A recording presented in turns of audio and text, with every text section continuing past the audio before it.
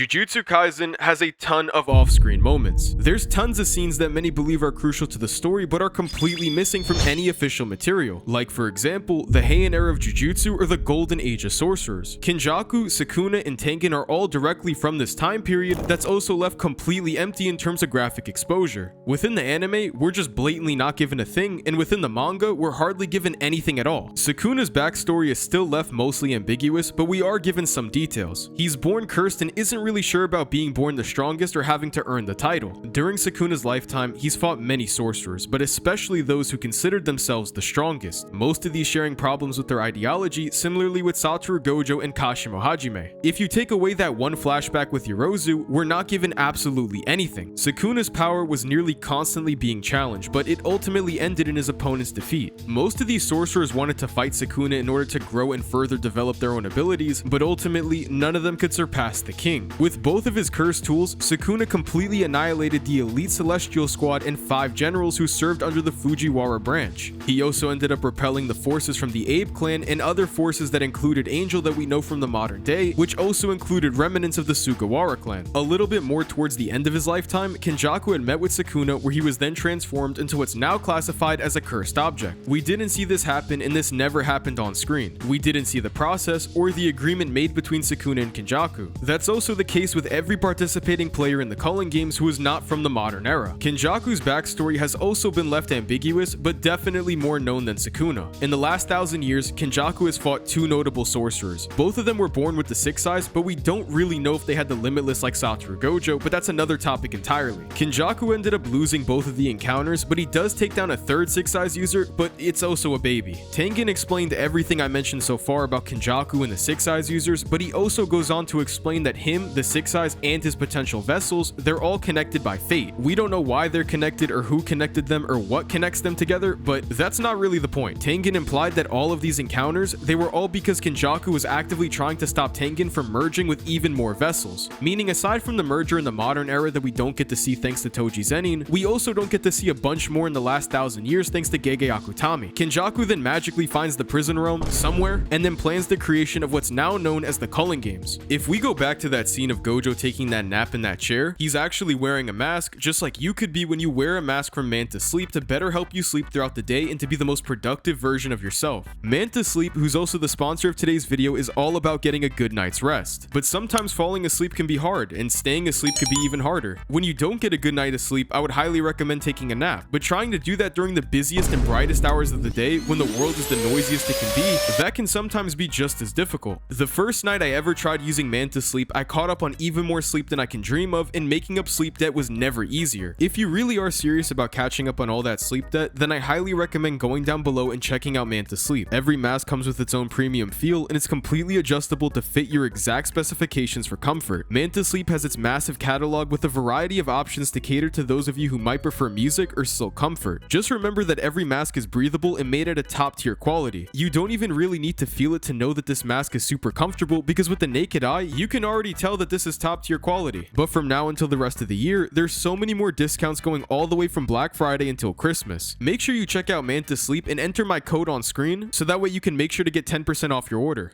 Jumping forward by about 400 years before the modern era, Kashimo Hajime is born, and he developed the loneliness that we hear described before his fight with Sukuna. Kinjaku had met with Kashimo before the encounter that we see on screen, and it was implied when mentioning that he should have fought Kinjaku at some point before this interaction. Ryui Shigori also existed during this time period in history and was recorded with the highest output of cursed energy. Kinjaku calls him a true canon, so it's more than likely that this was using his granite blast, but we never see it happen. We don't know exactly, but there was also some point around this time period where the Zenin clan head and the Gojo clan head weren't on bad terms, but that all changed when both clan heads killed each other in some type of final battle that's completely off screen. Both combatants had high class arsenals, with one possessing the 6 eyes and the Limitless like Satoru Gojo, and the other one using the 10 shadows just like Megami Fushiguro. We're told this story by Gojo, but nothing is shown whatsoever. Before summoning Mahoraga, it's implied by Megami that this Shikigami is likely what caused the outcome during the previous clash between the Gojo clan head and the Zenin clan head. Mahoraga was always untamed. While it's it's never shown, the fanbook explains that nobody in history was capable of controlling this monster, including the past Zenin clan head. A Mahoraga, even if he isn't tamed, can still be considered the trump card of the entire Ten Shadows arsenal. It just really depends on how you're utilizing Mahoraga. Every Shikigami must be tamed through summoning them during rituals. You have to exercise the Shikigami to complete the ritual, unless then you're in some serious trouble. I'm only going off of what's implied, but it doesn't really seem like the caster can die during this ritual. Megami entered this suspended state of death, where Mahoraga's rampage ends when everyone else aside from the caster who's entered the ritual is also exercised. That Ten Shadows user from back then likely began summoning Mahoraga and forced the Six Eyes user to enter the ritual.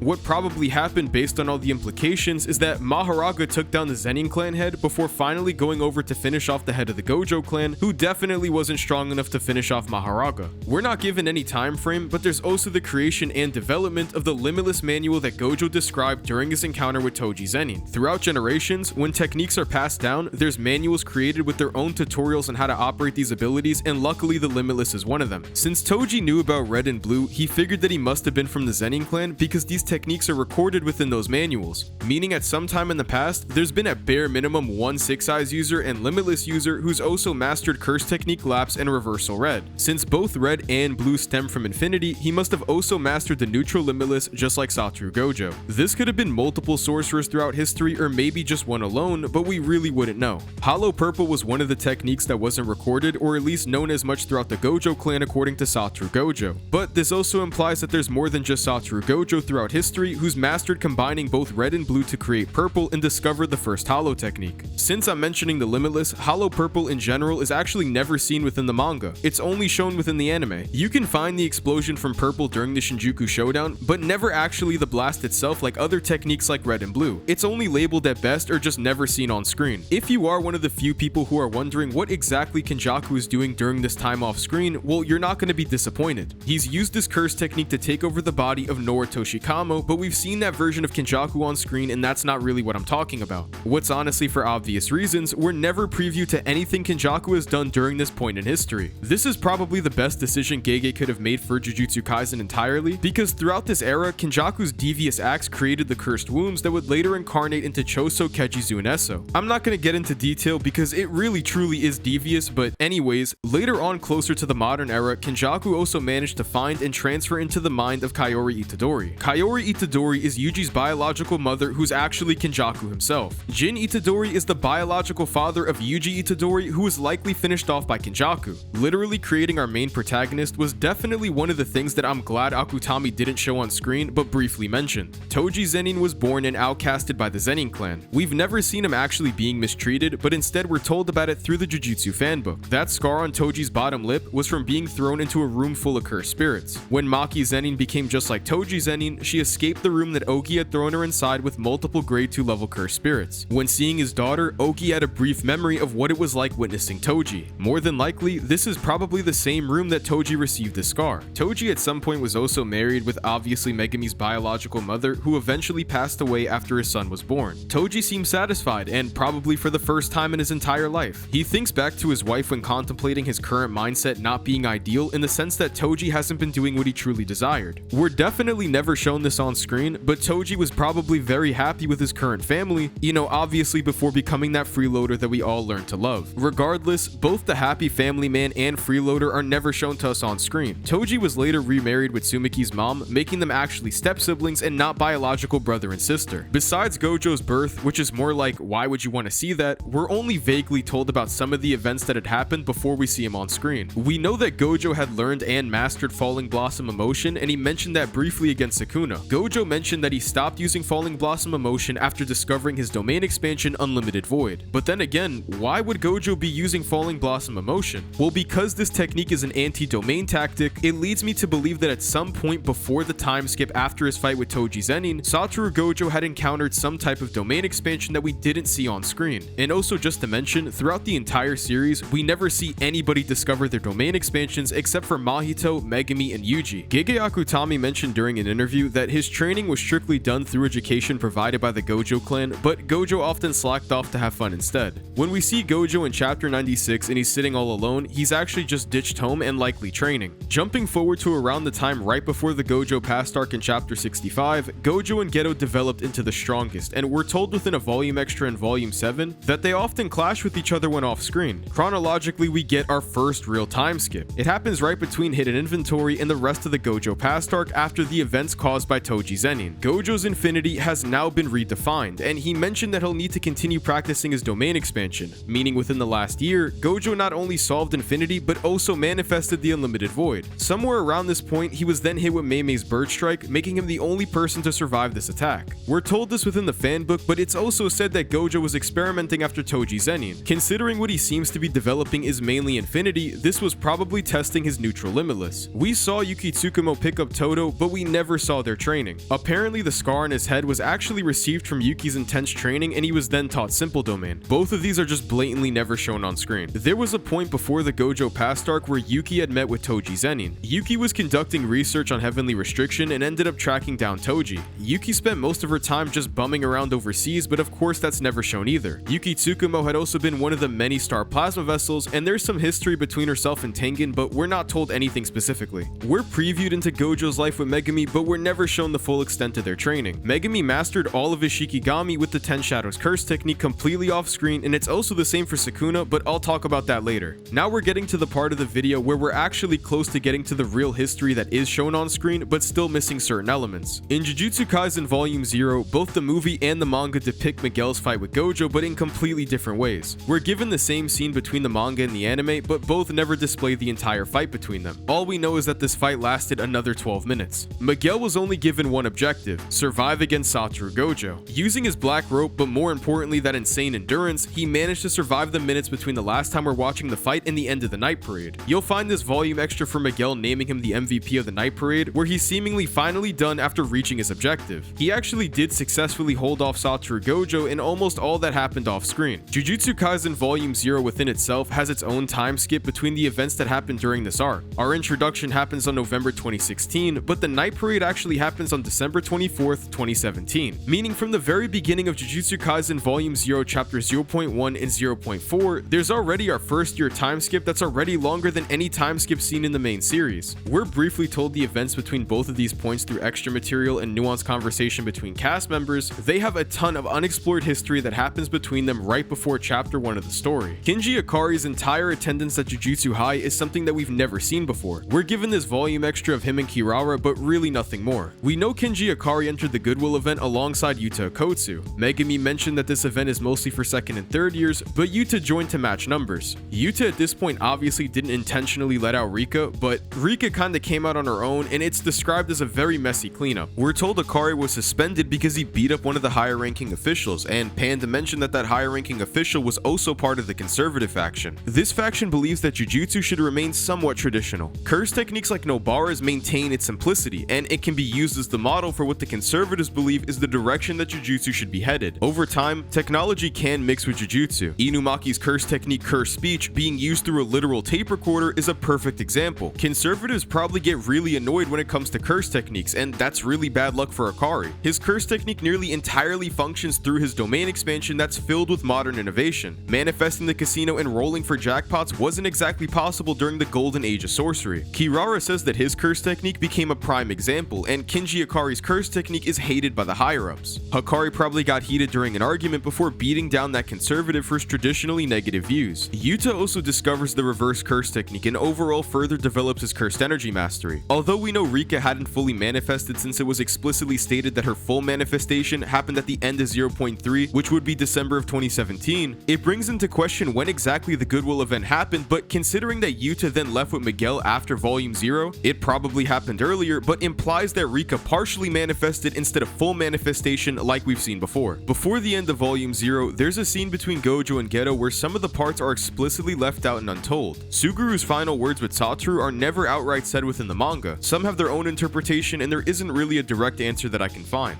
Many theories regarding the song used within the movie or other context clues derive different answers. If you know, comment down below. After that, Gojo then finished off Ghetto and we're not shown anything, but we do end up hearing the sound effects, so I guess it's not completely off screen, kind of. That time skip with Miguel is also never shown on screen. Aside from these regular shots capturing Yuta and Miguel, not really doing anything in specific, there's nothing really shown. We know that part of the reason for going overseas in the first place was to find more of that black rope curse tool that we see Miguel use on Gojo. We're shown Miguel's expression when he finally realized that there isn't any left, but nothing else is shown on screen. Rika is no longer cursed, she's now completely free, but the spirit remains, and that's explained during her manifestation in Sendai Colony. Yuta was originally given special grade just based off Rika alone, but after the night parade, Yuta had to regain back his special grade status, and that also happened in the time that we don't see him on screen. Speaking of destroyed curse tools that can disrupt curse techniques, Gojo also destroyed or hid the inverted spear of heaven after his fight with Toji Zenin. With Miguel's black rope now destroyed, there's nothing that can stop his infinity, but that's also until Kinjaku introduces domain amplification. It's not ever explicitly stated, but it's possible that he taught this technique directly to Jogo and Hanami before the event seen down in Shibuya's B5. Considering Kinjaku was known as the second best barrier user of all time, I'm highly doubting that this is something out of Kinjaku's capacity for performing barrier techniques. It's definitely possible that Jogo and Hanami already knew how to perform amplification, but then why not use this technique against Satoru Gojo the first time that Jogo fought him? It's not certain, but many people confidently believe that this happened, so I'll mention it briefly, but you're also free to theorize what you'd like. Just like I've mentioned earlier, Sukuna somehow tamed every Shikigami in the Ten Shadows arsenal, including that monster, the Divine General Mahoraga. We're not ever explicitly shown how exactly this was possible, but all logical possibilities end in Sukuna taming the Shikigami off-screen between his interactions inside of Megami and his fight with Yorozu. We know that Sukuna didn't tame Mahoraga during the Shibuya incident because it's verbatim said that the ritual used to tame Mahoraga was null and void after being beaten down by the King of Curses. This clearly didn't tame Mahoraga. Sukuna probably fought and tamed this monster and every other Shikigami in the Ten Shadows arsenal that we hadn't seen until the moment that they're used against Yorozu. There's one event that transpired within Jujutsu Kaisen that remains the most notable off-screen moment probably in modern shonen history. This became an overnight controversy within the fandom even before the second day of leaking the pages on Twitter. Jujutsu Kaisen chapter 235 ends with Satoru Gojo being called the winner of the showdown and the strongest by both the character narrator Kusakabe and the editor note for the chapter itself. While the Sukuna fandom reached an all-time low and the Gojo fans celebrated, Gege Akutami really did prove that he loves terrifying horror stories because he scared the Gojo fandom in ways never thought possible and still felt today. Jujutsu Kaisen chapter 236 opens up with the infamous airport scene.